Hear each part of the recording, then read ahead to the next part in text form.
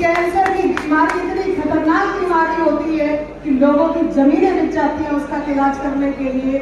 ऐसे इलाज को डॉक्टर साहब मुफ्त में करते हैं जो भी जरूरतमंद होते हैं। पुरुषों के साथ साथ अगर महिलाओं का साथ होता है तो उस देश की उन्नति होने से कोई नहीं रोक सकता, क्योंकि बौद्ध धर्म ही ऐसा धर्म है जो हमारी जीवन की वास्तविकता को बताता है। हमारे मंच पे उपस्थित सभी भिक्षु संघ को उनके इनके चरणों में शीश झुका के नमन करती हूँ। इसके साथ ही साथ यहाँ मंच पे उपस्थित बहुत बहुत हमारे सभी सम्मानित अतिथियों का मैं नंदन अभिनंदन करती हूँ और सबसे ज्यादा स्वागत यहाँ आए हुए पूरे उत्तर प्रदेश या पूरे भारत देश के आप सभी लोगों का मैं बहुत बहुत धन्यवाद करती हूँ कि आप सभी लोग इतनी भारी से भारी संख्या में आज यहाँ इस राष्ट्रीय बौद्ध महासम्मेलन में आके आपने इस कार्यक्रम को सफलता दी है, आपने संपन्न बनाया। आप लोग बैठ जाइए, सभी लोग गलत बात है भाई, बैठ जाइएगा। क्योंकि हम सभी जानते हैं कि इस कार्यक्रम के जो आयोजक हैं पूजनीय बनते सुमित रतन जी, वो पूरे देश में ही आपने देखा होगा उत्तर प्रदेश के कई जिलों में और पूरे देश में वो प्रचार प्रसार और हमारे जो बुद्ध की संस्कृति है उसके लिए वो कड़ी मेहनत करते हैं, हम सभी को जागरूक करते हैं। क्योंकि आज हम देख रहे हैं जितने भी विकसित देश हैं उन सभी में हम सब जानते हैं कि बौद्ध धर्म को सबसे ज्यादा प्राथमिकता दी जाती है। वो सभी देश बौद्ध धर्म को मानते हैं क्योंकि बौद्ध धर्म ही ऐसा धर्म है जो हमारी जीवन की वास्तविकता को बताता है।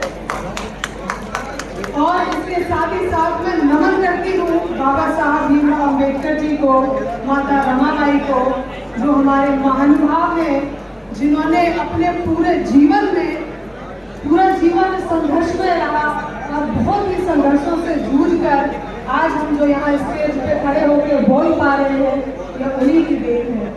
मैं नमन करती हूँ सावित्रीबाई फुले जी और ज्योतिबा फुले जी को, जिनकी वजह से आज हम यहाँ उपस्थित हैं और जिन्होंने हमें अधिकार दिलाए।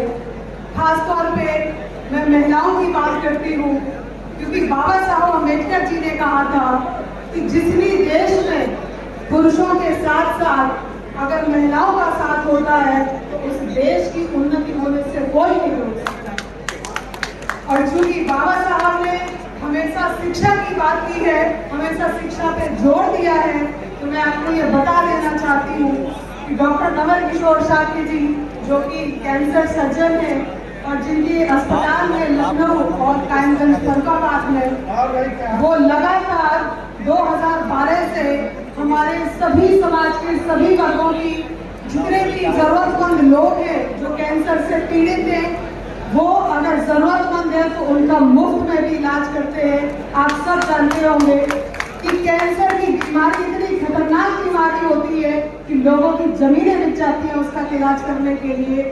ऐसे इलाज को डॉक्टर साहब मुफ्त में करते हैं जो भी जरूरतमंद होते हैं।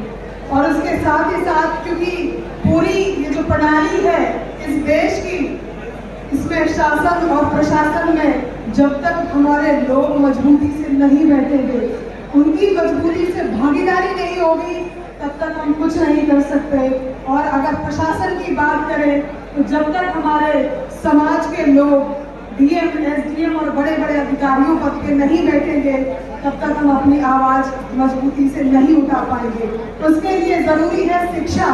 और शिक्षा की बात करें तो ना जाने कितने ऐसे बच्चे हैं जो आईएएस पीसीएस की दिल्ली में तैयारी कर रहे हैं, एमबीबीएस कर रहे हैं, इंजीनियरिंग कर रहे हैं और जिनको हम लोग पढ़ा रहे हैं और खासतौर पर बेटियों को जो आर्थिक मदद हम लोग कर रहे हैं, उनकी पढ़ाई करवा रहे हैं ताकि वो हमारे समाज में अच्छे पदों पर बैठ के उनका नाम, उनका रोशन हो और वो हमारे समाज को और आगे बढ़ा पाए। इन्हीं सब बातों के साथ मैं आप लोगों का बहुत बहुत धन्यवाद करती हूँ क्योंकि समय बहुत कम है और आप सभी लोगों का बहुत बहुत धन्यवाद, आभार। मैं तथागत बुद्ध से ये प्रार्थना करती हूँ कि आप सभी लोग स्वस्थ रहें, संपन्न रहें और एक दूसरे का साहस दें। जय भीम, जय भारत। नेशनल दस्तक की आपसे गुजारिश है कि अगर इसको बचाना चाहते हैं तो नेशनल दस्तक को सब्सक्राइब करने के लिए रेड कलर के सब्सक्राइब बटन को दबाएं, फिर बेल आइकन की घंटी दबाएं। नेशनल दस्तक को बचाने के लिए बहुत जरूरी है कि हर खबर को शेयर करें, लाइक करें, कमेंट जरूर करें।